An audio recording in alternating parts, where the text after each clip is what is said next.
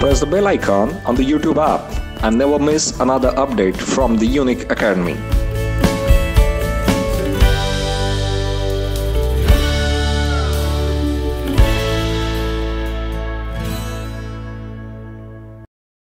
यानंतर दयानंद जगताप यांना मी मनोगतासाठी आमंत्रित करतो. नमस्कार. आदरणीय व्यासपीठावर उपस्थित असलेले माननीय चंद्रकांत दळवी साहेब आणि युनिक अकॅडमीचे सर्व पदाधिकारी, माझे सिलेक्ट झालेले सर्व मित्र आणि भावी अधिकारी, खरं तर म्हणजे मला बोलण्यासाठी थोडाफार जो वेळ दिला आहे त्या वेळामध्ये मी थोडंसं माझं इन्स्पिरेशन, मी इथे कसा आलो हे सांगेल. माझं MBBS BJ medical college Pune येथून झालं. BJ मेडिकल कॉलेजमध्ये असताना मी शेवटच्या वर्षामध्ये इंटर्नशिप करत होतो. इंटर्नशिप करत असताना आमचा एक मित्र सचिन साळुंके, डॉक्टर सचिन साळुंके नावाचा एक मित्र होता आणि तो सरांच्याच खटाव गावचा होता. आणि त्यावेळेस सरांचं नाव हागणदारीमुक्त गाव असेल, झिरो पेंडन्सी असेल आणि बाकी सरांचे उपक्रम, त्या उपक्रमाद्वारे संपूर्ण महाराष्ट्राच्या कानाकोपऱ्यात पसरलेलं होतं. आणि तो सचिन साळुंके आमच्या रूममध्ये यायचा. आम्ही सर्वजण त्यावेळेस PGची तयारी करायचो. पोस्ट ग्रॅज्युएशन MBBS नंतर असतं आणि खूप जास्त अभ्यास करावा लागतो. खूप जास्त यांनी सगळी मुलं अभ्यास करत होती आणि तो आमच्या रूममध्ये यायचा आणि सरांबद्दल सांगायचा. म्हणजे बऱ्यापैकी सर इकडे ऑफिसमध्ये कसे काम करतात, तिकडे खटावमध्ये आल्यानंतर कसे काम करतात, त्यांची वृक्षारोपणाची त्यांची जी मोहीम असेल, गावामध्ये जे काही विविध उपक्रम असतील त्याबद्दल तो सांगायचा. सर माणसामध्ये जाऊन कसं काम करतात, सरांचं म्हणजे ग्राउंड लेवलला रिलेशन कसे त्याबद्दल सांगायचा. आणि ह्या सर्व याच्यामधून म्हणजे आम्ही सर्वजण PGचा तयारी करत होतो आणि आमचे काही जे मित्र होते म्हणजे बऱ्यापैकी MBBSला असताना जे कॉम्पिटिटिव्ह एक्झाम करतात आणि जे PG करतात यांच्यामध्ये एक थोडीशी दुरी असते बऱ्यापैकी. म्हणजे खरं म्हटलं तर बोटावर मोजणे इतके MBBSचे विद्यार्थी कॉम्पिटिटिव्ह एक्झामची तयारी करतात. आणि त्यातही आम्हाला सचिन साळुंके नावाचा जो आमचा मित्र होता तो येऊन सतत सरांबद्दल सांगायचा. आणि त्यानंतर म्हणजे असं एक झालं की माझं जे काही माइंडसेट तयार झालं की नाही अरे आपल्याला असं काहीतरी करायचं आहे.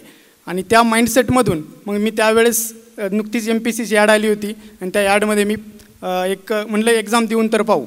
आणि मग PGचा अभ्यास सोडून दिला आणि MPSCचा अभ्यास चालू केला. आणि ह्या अभ्यासामध्ये त्यावेळेस DCच्याही पोस्ट होत्या.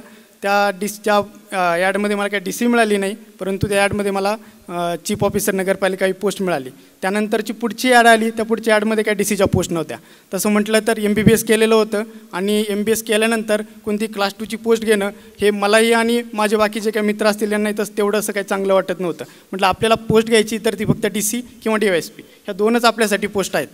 त्यानंतर काही ॲड आली नाही. म्हटलं मग आता ठीक आहे, हे MPSC नाही तर मग UPSCची तयारी करू. त्यानंतर 2014 ते 2018 सलग 4 वर्ष मी UPSCचे इंटरव्ह्यू दिले, परंतु इंटरव्ह्यूमध्ये काही तेवढं यश आलं नाही. इंटरव्ह्यूनंतर प्रत्येक वेळेस रिझल्ट निगेटिव्ह यायचा. आणि ही लास्ट टाईम प्रत्येक वेळेस MPSCची प्री दिलेलीच असायची, परंतु पोस्ट जसे असतील त्यानुसार मेन्स द्यायची किंवा नाही ठरवायचो.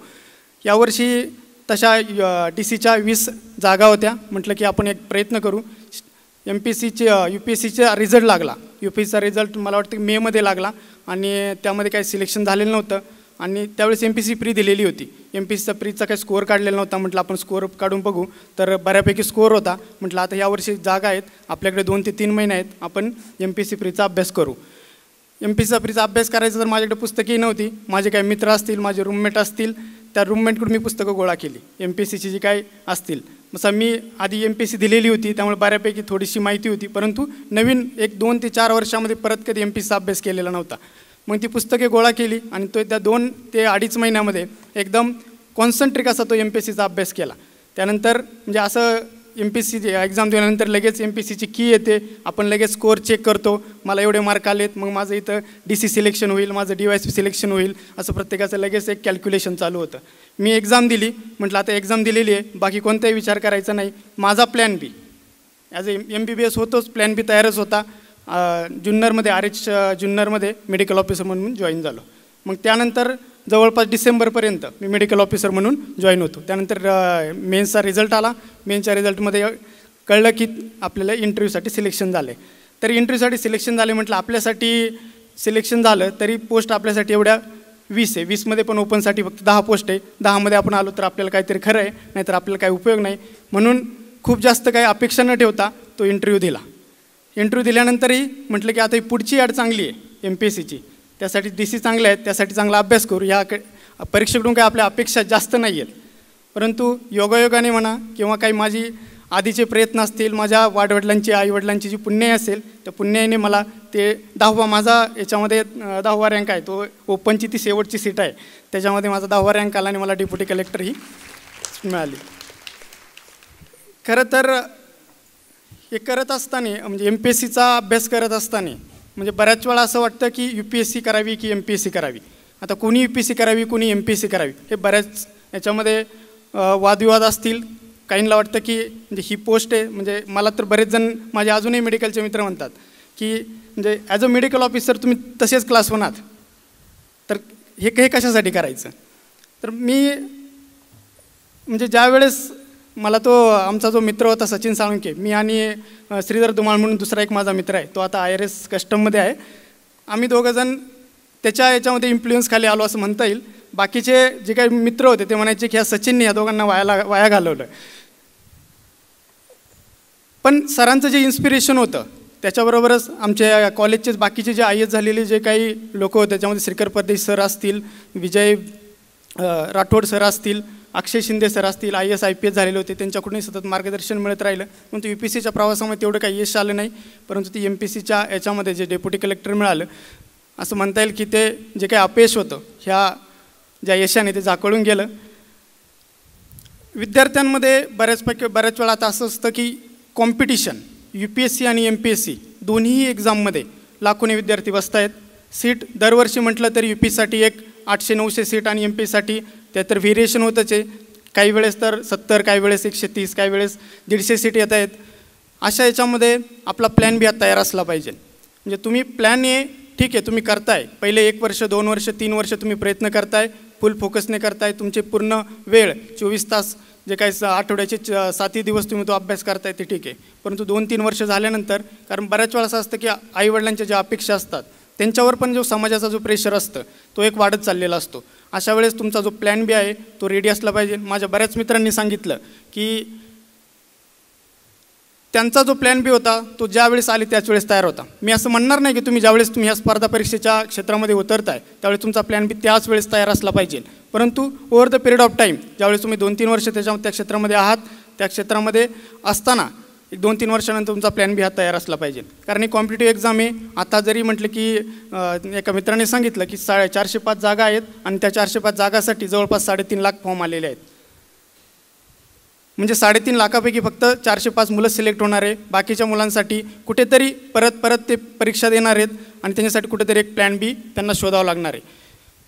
प्लॅन बी तयारच असला पाहिजे. परंतु हे करत असताना आपण किती डेडिकेशननी अभ्यास करतो. म्हणजे बऱ्याच वेळा असं दिसतं की आता तर आपण म्हणतो की इंटरनेटचं युग आहे. इंटरनेटच्या युगामध्ये सगळं काही मोबाईलवर मिळतं. मग आपल्या प्रत्येक आता बऱ्यापैकी लायब्ररीची जी सिस्टीम आहे ती पुण्यामध्ये आलेली आहे. प्रत्येकजण लायब्ररीत अभ्यास करतो आणि प्रत्येक लायब्ररी त्यांना एक वायफायची सुविधा पुरवते.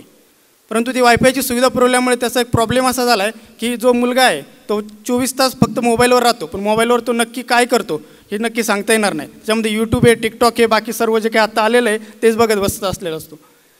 त्याच्यामुळे आपण इंटरनेटचा उपयोग किती चांगल्या प्रकारे करतो आहे हे तेवढंच महत्त्वाचं आहे. मी तर म्हणेल की तुम्ही जे इंटरनेटचा यूज करताय तो फक्त संध्याकाळी 1 तास तुम्ही यूज करा. पूर्ण दिवसभर तुमचे जे काही व्हॉट्सअप असेल, तुमचं YouTube असेल ते पूर्ण बंद करून ठेवा. तुम्ही किती कॉन्सन्ट्रेट, किती डेडिकेशनने अभ्यास करताय त्यावर तुमचं यश अवलंबून आहे. स्पर्धा परीक्षा आहे, तुमच्यापेक्षा कोणीतरी थोडा चांगला अभ्यास केला तर त्याला यश मिळणार आहे. त्यामुळे तुम्ही कुठेही मागे पडता कामा नये. जे विद्यार्थी सिलेक्ट होणार आहेत आणि जे सिलेक्ट होणार नाहीत यांच्यामध्ये खूप जास्त फरक नसतो. म्हणजे मी तर म्हणेन आत्ता जे काही इंटरव्ह्यूसाठी अपियर झालेले विद्यार्थी होते मी त्याच्यातून गेलेलो आहे. मी म्हणजे 2014 साली नायब तहसीलदार म्हणून माझी निवड झाली. मला 428 मार्क होते. 428 मार्कावालाच दुसरा विद्यार्थी DYSP झाला, परंतु मला ती पोस्ट मिळाली नाही. म्हणजे इथे काय मी म्हणत नाही की ती पोस्ट मला मिळायलाच हवी होती, परंतु काय आहे की तिथे लक आहे तुमचं, तिथं डेडिकेशन आहे, तुम्हाला ती कन्सिस्टन्सी हवी आहे, पुढच्या याच्यामध्ये तुम्हाला ती कंटिन्यू करायची आहे. स्पर्धा परीक्षा आहे त्याच्यामध्ये थोडंसं अपयश येणार आहे. अपयशाला खचून न जाता पुन्हा त्याच्यामध्ये प्रयत्न करणं आवश्यक आहे. पण हे करत असताना तुमचा प्लॅन बी तयार असला पाहिजे. कारण प्लॅन बी तयार नसेल तर तुमच्या ज्या याचं अपेक्षांचं ओझं आहे तुमच्या आईवडिलांवर सर्वात जास्त पडतं. कारण तुम्हाला जी काही आर्थिक हे करणारे, तुम्हाला मानसिक आधार देणारे तेच असतात. त्यामुळे तुम्ही स्वतःहून प्लॅन बी तयार ठेवला पाहिजे. नंतर माझ्या ज्या यशामध्ये सर्वात महत्त्वाचं म्हणेल की माझे जे आईवडील त्यांनी म्हणजे मी MBBS होतो, माझ्या आईची तर इच्छा होती की मी हे जे काही डॉक्टर आहे हे कंटिन्यू करावं, पोस्ट ग्रॅज्युएशन करावं, मोठा दवाखाना टाकावा. कारण गावामध्ये बऱ्यापैकी अशी परिस्थिती होती की डॉक्टर म्हणजे एक चांगलं स्टेटस असणारा माणूस असतो. परंतु मी या क्षेत्रामध्ये इकडे या स्पर्धा परीक्षामध्ये आल्यामुळे ते बऱ्यापैकी असं झालं की over the period of time काही यश काही अपयश येत असताना घरच्यांनी जो मला आधार दिला, आईवडिलांनी जो आधार दिला, माझा छोटा भाऊ तो माझ्यापेक्षा लहान आहे, तो घरी शेती करतो, त्याचं पण MBA वगैरे झालेलं आहे. परंतु त्यांनी मला शेती करून माझ्या जे काही आर्थिक पाठबळ पुरवलं. मी MBBS होतो, मी बाकी याच्यामध्ये करू शकलो असतो, परंतु म्हटलं की तू अभ्यास कर, मी हे पाहतो. म्हणजे त्याचंही तेवढं योगदान महत्त्वाचं होतं. माझ्या यशामध्ये माझे जे काही सर्व टीचर्स असतील, माझे जे काही मित्र असतील, माझे जे रूममेट असतील, त्यांचंही खूप मोठं योगदान आहे. युनिक अकॅडमीचा तसा माझा संबंध खूप जास्त नाही, परंतु इंटरव्ह्यूच्या याच्यामध्ये माझा संबंध आला. दिल्लीमध्ये ज्यावेळेस इंटरव्ह्यूचं प्रिपरेशन करत होतो त्यावेळेस भूषण देशमुख सरांशी माझा संबंध आला. त्यांच्याकडे इंटरव्ह्यू देण्यासाठी मी गेलो होतो. त्यांचं योग्य ते चांगलं मार्गदर्शन मला लाभलं.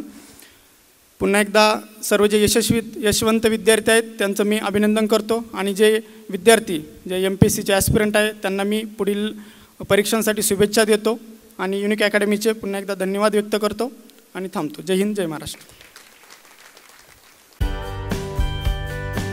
Don't forget to like, comment and subscribe to our channel.